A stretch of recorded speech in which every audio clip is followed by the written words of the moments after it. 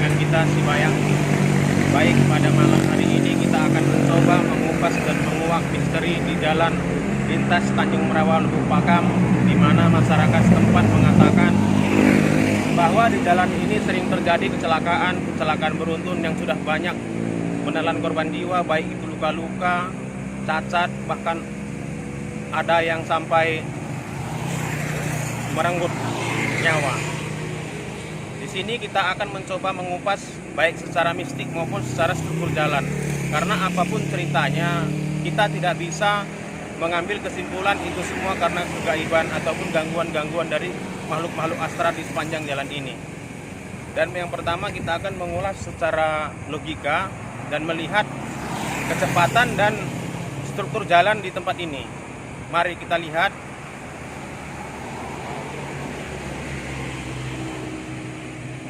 Karena pada biasanya orang yang berkendara di jalan ini kecepatannya sangat luar biasa, tidak memikirkan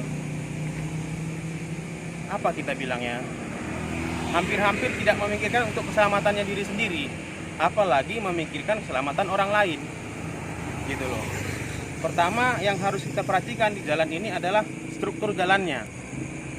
Struktur jalannya ini cenderung berlubang dan di sebelah situ ada seperti tanjakan yang sangat manis yang tidak disangka-sangka oleh pengendara yang dari arah Medan menuju Tanjung Merawa ini. Kenapa saya bilang itu? Itu hampir-hampir tidak, dari jauh hampir-hampir tidak terlihat seperti ada tanjakan. Ketika dia dengan kecepatan tinggi seperti itu, kendaraan itu kecepatan tinggi dari Medan menuju Tanjung Merawa ini melewati tanjakan itu, dia akan seperti oleng. Dan di sini sudah ditunggu oleh jalan-jalan yang berlubang. Mari kita lihat jalan-jalan yang berlubang ini.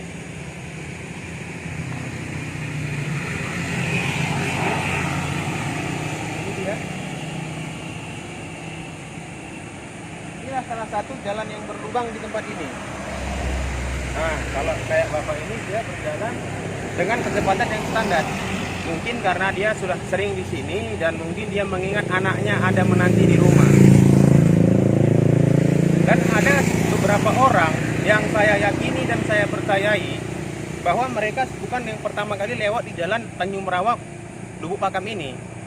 Tapi kenapa tetap mereka itu tetap saja memacu kendaraannya dengan kecepatan tinggi gitu loh. Lihat saja mobil ini. Mobil. Mari kita lihat lebih dekat.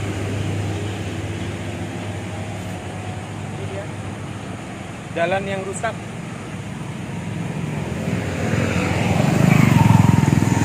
Ada juga beberapa pengendara yang memang sudah mengurangi kecepatannya dari sana, dari tanjakan tadi.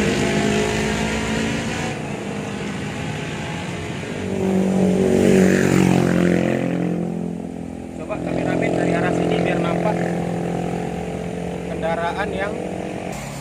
Mari kita coba telusuri jalan ini selangkah demi selangkah, bagaimana bentuk dan struktur jalan ini sebenarnya yang mengakibatkan banyak pengendara sepeda motor di tempat ini hilang kontrol dan seolah-olah menganggap jalan ini mulus. Mari, dari struktur jalan yang kita perhatikan sebenarnya jalan di sini itu bergelombang selain ditambah oleh aspal-aspal yang berlubang. Ayo.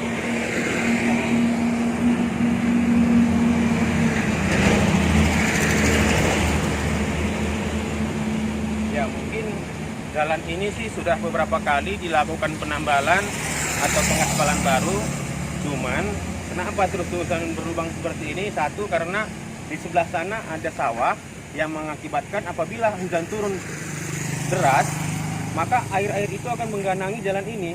Itu kan ada nampak lubang-lubang kecil, saluran air dari seberang sana menuju seberang sini, karena di sini itu lebih rendah daripada dari sudut sebelah kiri kita sana. Gitu. Mari kita coba jalan ke sana terus.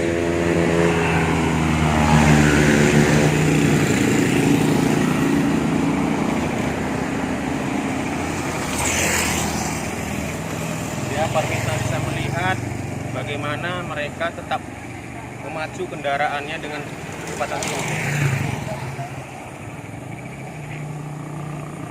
Lihat jalan-jalan yang berlubang.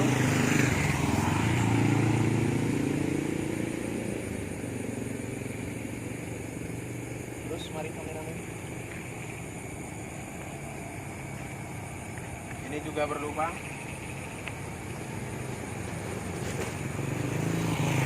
Dan lubang-lubang seperti ini apabila terjadi hujan tidak kelihatan oleh pengendara, baik itu pengendara sepeda motor ataupun mobil.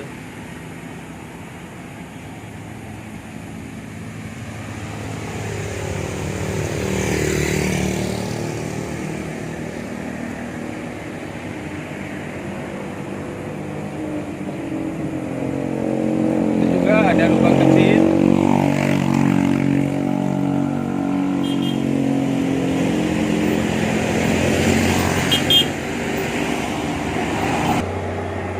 Pemirsa Sipayak dimanapun Anda berada, pasti pemirsa Sipayak sudah bisa memperhatikan bagaimana laju kendaraan di tempat ini.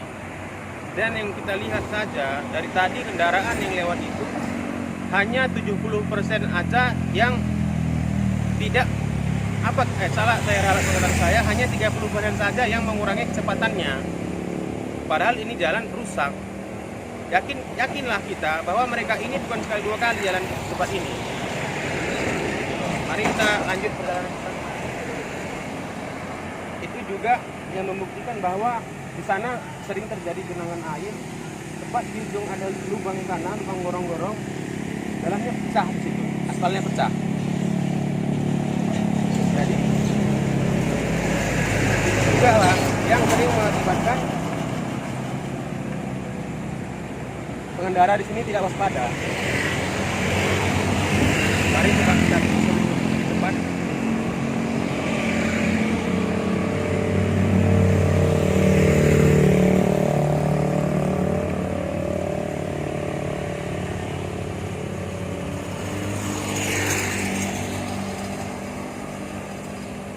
Baik pemirsa Sipayak dimanapun Anda berada, pada tahun 2011 tadi kita mencari informasi dari seorang warga di sana yang berjualan bensin. Dia bercerita ada tabrakan maut yang sangat mengerikan di tempat ini, yang melibatkan sekitar 8 kendaraan sepeda motor. Pada saat itu ini pembatas jalan belum ada dipasang. Jadi mereka menceritakan kendaraan yang datang dari Medan dengan kecepatan tinggi sepeda motor menghantam sepeda motor yang datang dari Merawang menuju kota Medan. Karena pembatas jalan pada saat itu belum ada, yang dari Tanjung Merawang menuju kota Medan keluar lintasan atau lewat garis tengah gitu, batas jalan. Jadi menghantam sepeda motor yang dari arah Tanjung Merawang Lupakam. Disitulah terjadi kecelakaan beruntun, di mana kendaraan yang dari Tanjung Merawang menuju Medan nyeret sampai di tempat ini. Terakhir berhenti di tempat ini. Oke, karena dia nyeret dari sana sampai ke tempat ini, disinilah dia menghantam ada beberapa kendaraan. Yang saya tidak silap pada saat itu menewaskan 2 orang dan membuat ada yang patah kakinya, lututnya ini berpindah belakang. Agak sulit kita gambarkan itu karena sangat mengerikan. Secara pribadi itu saya mendengarnya sangat mengerikan, dan pada saat itu juga saya ada di tempat ini. Saya juga melintas di jalan ini. Oke, sampai di sini ulasan kita tentang struktur jalan yang mengakibatkan apa kita bilang ya, orang-orang kecelakaan di tempat ini. Kenapa seperti itu kan? Yang penting yang pertama kali itu adalah logika. Logika di mana kemanapun kita berjalan, kita harus tetap memperhatikan kecepatan kita. Jangan kita hanya memikirkan buru-buru tanpa menghiraukan keselamatan kita gitu loh. Oke lah, kita tetap bersikukuh. Mungkin kita sendiri tidak bosan dengan kehidupan ini, tapi orang yang kena kita senggol atau kita tabrak bagaimana? Baik, pada saat ini kita akan mencoba mengulas secara kegaibannya penyebab dari tempat ini sering terjadi kecelakaan. Coba kameramen kita lihat di sebelah ini, sepertinya dari tadi ada yang lompat-lompat. Kita lihat apa sebenarnya yang lompat-lompat ini, seperti ada yang lempar-lempar. Di sini ada seperti rawa, paya atau lubuk.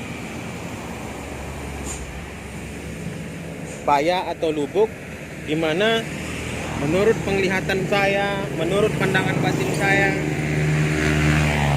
tempat ini dikuasai oleh seorang raja.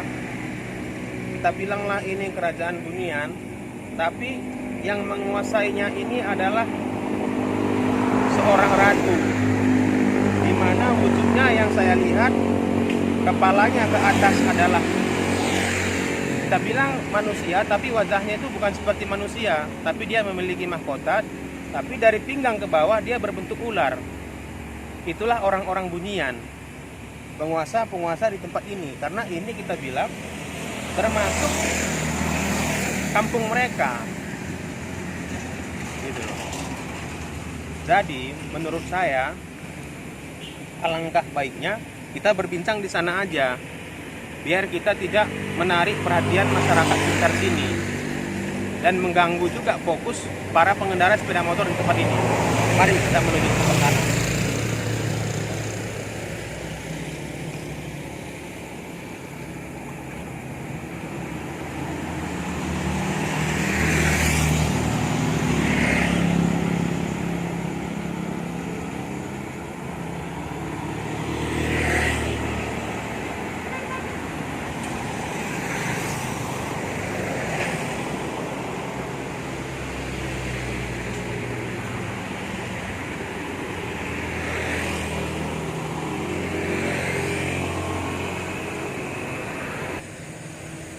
Oke, baik pemirsa Sibaya dimanapun Anda berada, kita telah sampai pada tempat yang nyaman untuk kita menceritakan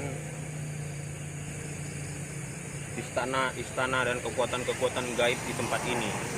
Karena kalau kita di jalan tadi bercerita, pertama kita takut mengganggu fokus masyarakat yang sedang melintas di jalan ini, dan yang kedua kita takut mengundang perhatian oleh masyarakat yang tinggal di tempat ini juga. Jadi saya akan coba berinteraksi di tempat ini, sosok-sosok apa saja yang sering mengganggu para pelintas di sekitar jalan ini, yang sering menampakkan dirinya. Karena tadi juga menurut informasi yang kita peroleh dari yang berjualan di dekat ini, di dekat tempat ini, bahwa banyak kesaksian dari orang-orang yang mengalami kecelakaan, khususnya pada malam hari. Mereka semua mengelakkan, nggak tahu entah mengelakkan apa, dia bilang seperti itu.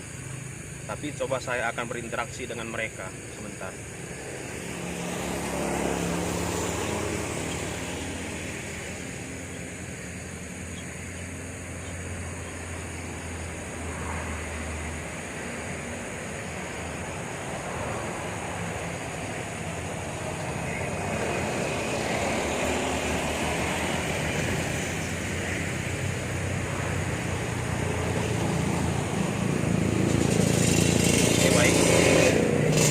Setelah saya berinteraksi dengan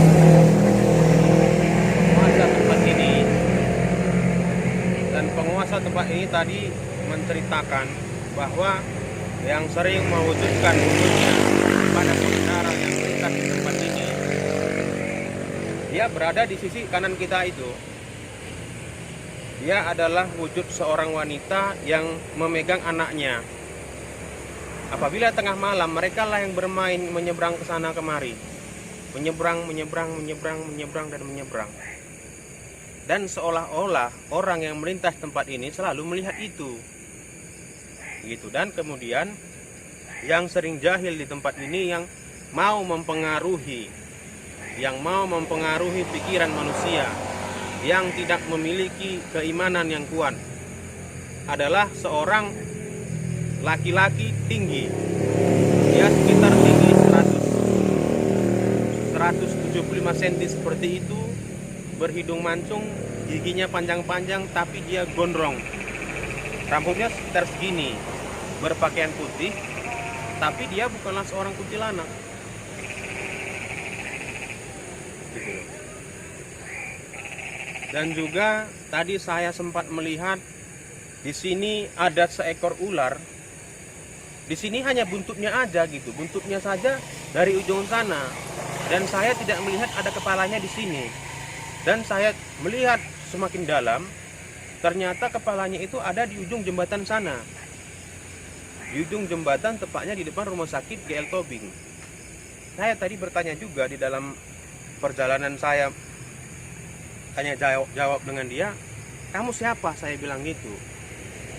Dan pada tadi kebetulan dia mau menyebutkan namanya. Dia bilang dia adalah Panglima Dipo. Ya, siapa Panglima Dipo? Aku bilang kan, dialah Panglima Perang Kerajaan Buaya Putih. Kerajaan Buaya Putih yang dipimpin oleh Nyi Blumei. Di mana Nyi Blumei ini berada? Saya bilang tadi kan seperti itu kan. Dia ada di sebelah sana, sekitar 3 km dari ujung jembatan itu. Saya rasa untuk malam ini kita tidak mungkin bisa mengupas misteri Nyi Blumei itu. Satu, karena kita tidak membawa perlengkapan yang cukup. Dan yang kedua, ya kita tetap harus memperhatikan keselamatan kita juga. Jadi, menurut saya dan pesan-pesan kita dari kru Sebaya, kemanapun Anda melangkah, kemanapun Anda pergi, tetap utamakan keselamatan dan jangan lupa memohon kepada Tuhan Yang Maha Kuasa atau Allah Subhanahu wa Ta'ala. Karena hanya kepadanya lah kita meminta kekuatan dan perlindungan. Jadi dari kami dan saya pribadi Mas Radek, sekian dan terima kasih atas perhatian kru Sebaya dan penonton Sebaya setia dimanapun berada. Kiranya perjalanan kita pada malam hari ini dapat berguna, mengisi informasi, mana tahu suatu saat pemirsa Sebaya dimanapun berada lewat ataupun melalui jalan ini. Terima kasih dari saya Mas Radek dan seluruh kru Sebaya. Selamat malam.